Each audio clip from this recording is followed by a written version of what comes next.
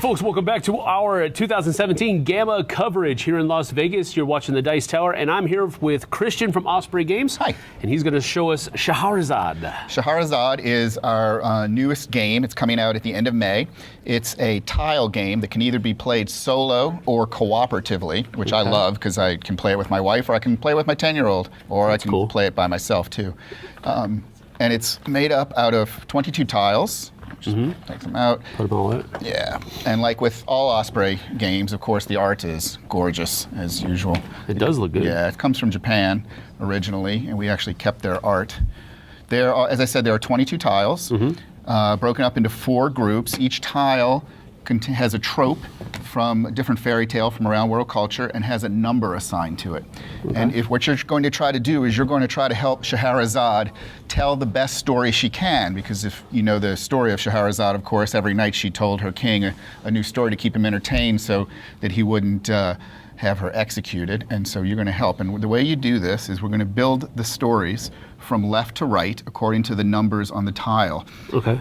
And what we'll do is, here, just flip these over for me real quick. All right. Flip them all over? Yeah. We're just going to put them in a pile. Okay. There we go. And I'm going to deal them out. I'm going to put 1 in the middle. All right. Okay, that's the start. You get 1, I get 1, you get 1, I get 1, and then we'll draw from the rest. Okay. And we're going to build columns of cards. I can look at these, yeah? Yeah, you can look at them, but don't show them to me. Don't show them to me. All right, you're going to build columns of cards like this. If you're playing cooperatively, the column can only be 3 cards tall. If you're playing solo, it can be 4. Okay. And we're going to play our cards so that the numbers increase from right to left. So if I was going to do 16, for instance, I would probably want to put it over here. If I was going to do 6, you might want to put it over here. And the rules of replacement are that you can put a card anywhere to the left or right or top or bottom as long as the column's not more than 3. Okay. If you put it next to it, it has to go into the middle between the 2 cards. Okay. Okay. And if you put it on the side, it can go that way too. Okay. You can play either way direction, but you can't just play off to the side. It has to be touching. Something. All right. And the way that we will score this, because it comes down to card placement, is you're going to look at which cards of which color are touching. Oh, okay. So if you can play the 6, based on this right here. Yes, based on the color of the card. Okay. Actually, and so if I could play the 2 reds together, for instance, I might want to do that. Okay. Okay. And if you notice at the bottom of every card, there's a series of numbers. I don't know if you can see it on the camera, but it tells you what other cards of that color are available. That's what those are. Yeah, and how many there are too. Okay. Which will help. So let's just kind of do a little round. Okay. So here, if you have like 2 of this color together, you're going to get. If you have 2. No, I'm sorry. Yeah, no, that's fine. When we play it out, you'll see. But when you have 2 of those cards together, you want to group as many as you can. Okay, so we start with 1 out there. We put 1 out just to begin. I play 1, and then you play 1. I'm going to play 1. Okay. Because I dealt. So once I pick a card, I can show it to you. Because since we're cooperating to tell the best story, we can actually talk through where's the best place to play it. But since it's a 5 and there's a card on the table of 7. I want to play it here because, again, you want to build the numbers going from the side. Okay, good. Yeah. And in fact, there will be some times you'll see where you have to play something over there. And that doesn't work. No, that's a bad story. That's a very bad story. Yeah, okay. Okay. All right. So and then once you play 1. You draw 1. I draw 1. Okay. Now it's my turn to play and draw? Yep. All right, so I'm going to go ahead and play the Hermit. Okay. And I think the Hermit should probably go on this side, yeah? That would be a good place. Like this. Yep.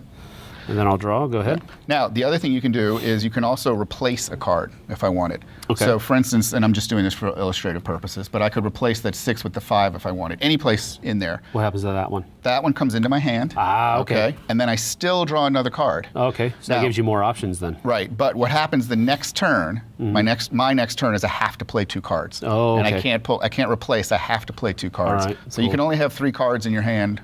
All right. For 1 turn. So it's your turn now. On my turn, I could play this guy over here. Yep, that's good. That's actually very good. And that's 2 reds. That would be 2 reds. And it's going. Yep. All right, so now you're up. All right. And I'm going to play, see, I have a 17. Oof. And on the one hand, that wouldn't be bad because these would be touching. The problem is it'll kill the story because I'm not going to the 9. So I'm going to kind of go there. Okay. Maybe I can replace it some. Maybe I understand. Actually, what I probably could do is replace the 9, but for right now, just keep the you have to play 2 cards though, right? That's right, I do. You're right. I always forget that. Sorry. No worries. And let's go there. There. Okay. And then I draw one. Okay. And so let's see. I'm gonna go with. I'm gonna go with that over there. Okay.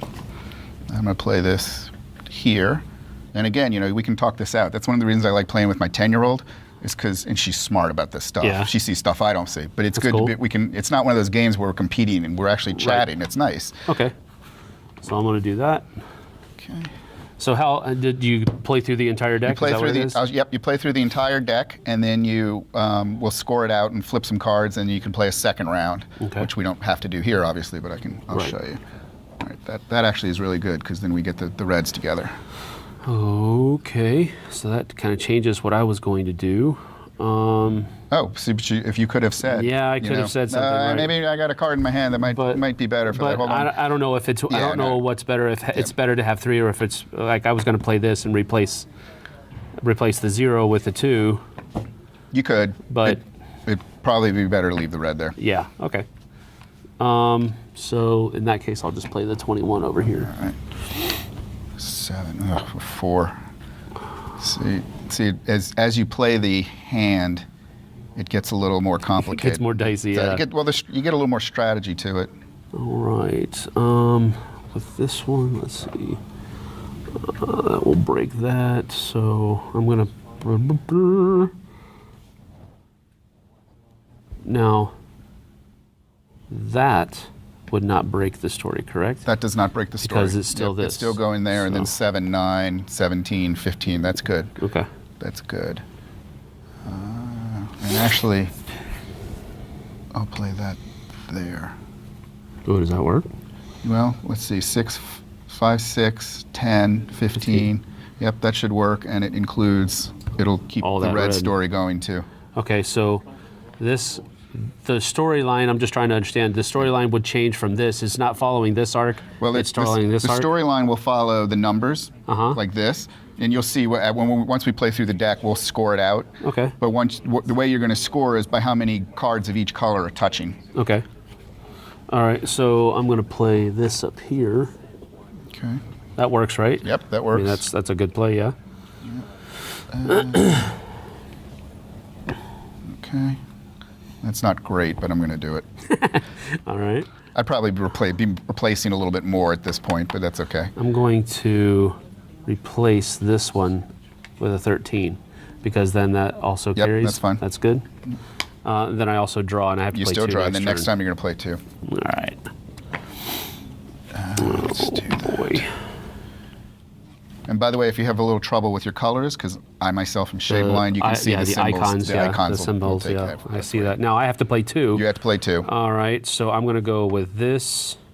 Has to be like that. Okay. And then I'm going to play with this. All right.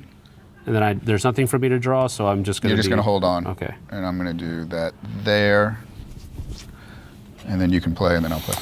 All right, so this is the 9. And I can't replace? You can't replace because there's nothing to draw from. Right.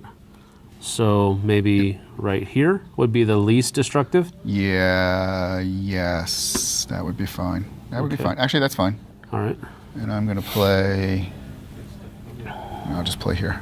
Okay. All righty. So now we've gone through round 1. What you would do is you would look for any lines of story where the story breaks, because the card to the right would be smaller than the card to the left, and we Okay. actually might have pulled it off and not had that happen, which is a good thing. But let's say this card was. Right. Let's say this was a 3. These were switched or Yeah, something like that. you would flip those over. Okay. You'd flip those over, and then what you do is you would see where the game broke. So not only would you flip these over, but you'd flip everything going back. Oh, wow. Because the line breaks there. So it's like a domino effect. Right, it's like a domino Oof. effect going back. Well, that's not a great story. You didn't tell a great story. But because we played this out so brilliantly, we don't have to do that. So what you would do now is you look at each color group and you find the biggest group of matching tiles. Because you Okay. could have like a group of yellow over here and a group of yellow over here. Right. So for instance, for the red, you go 1, 2, 3, 4, 5. That's worth 5 points. Okay. We don't have any yellow touching, so that would be no points. But the blues here. 4 blues. 1, 2, 3, 4. Oh, okay, yeah. So that's 9. We did reds, didn't we? Yeah. And you would score it out that way. Okay. If you had any cards flipped over, you would take them out of the deck. Mm-hmm. You and your you and your compatriot would pick one column to leave on the board. Actually, I see we should have done that. I should have played there. You would leave that on the board, then you shuffle everything else, and then you play again. Okay. And you can keep it going as long as you want. Like I said, you know, I loved playing this game with my daughter because we can kind of talk through things. I play with my wife. I even keep a deck, don't tell my boss, at the office, because then when I need a little break, you know, you can play a solo game in like 15 minutes. That's cool. It's just so lovely to look at too, like all Osprey games too. Yeah, it is. The artwork is very stunning. All right. Well, thank you, Christian, for showing us. We appreciate that. We're going to have a little bit of a Q&A session for you. Great. Over there with Z, I believe. Okay. So thank you again. All right. We'll see you guys on the next one.